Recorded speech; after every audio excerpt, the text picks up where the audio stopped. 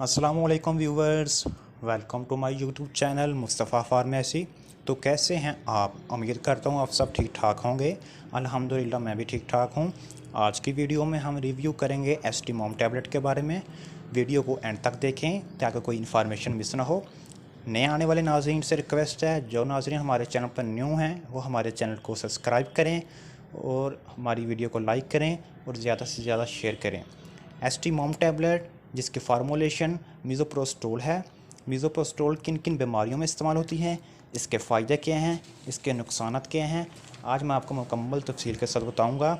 एस्टीमोम tablet वो किन किन कंडीशंस में इस्तेमाल होती है, वो मुख्तलिफ़ कंडीशंस में इस्तेमाल होती है, जैसा कि मैदे के अल्सर के लिए इस्तेमाल होती है, अबॉर्शन के लिए इस्तेमाल होती है, पेन को रिड्यूस करवाने के लिए इस्तेमाल होती है, मुख्तलिफ़ एंटीबायोटिक्स मतलब पेन किलर जैसा कि टिग्नोफैलिक जैसी मेडिसन इस्तेमाल करने से मैदे का अल्सर पैदा होने का ख़तरा होता है, या कुछ लोगों में पहले ही से मैदे का अल्सर होता है।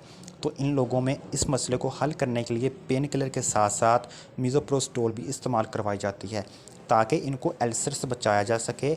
एस्टीमोम टैबलेट के इस्तेमाल से मैदे में अल्सर बनने का प्रोसेस स्लो हो जाता है, मतलब कम एसिड बनता है और कम एसिड बनने की वजह से मैदे को अल्सर से बचाया जा सकता है। मैदे का अल्सर ख़त्म करने के लिए हम एस्टीमोम टैबलेट का इस्तेमाल यूँ कर सकते हैं।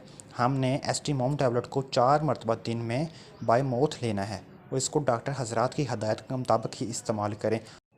और दूसरी कंडीशन ये है, जो औरतें प्रेग्नेंट हैं वो अपना हमल ज़ाया करना चाहती हैं तो 2 माह तक का हमल इस टैबलेट के ज़रिए ज़ाया कर सकते हैं, क्योंकि ये टैबलेट औरतों में 2 माह तक का हमल ज़ाया करने के लिए दुनिया भर में इस्तेमाल की जाती है।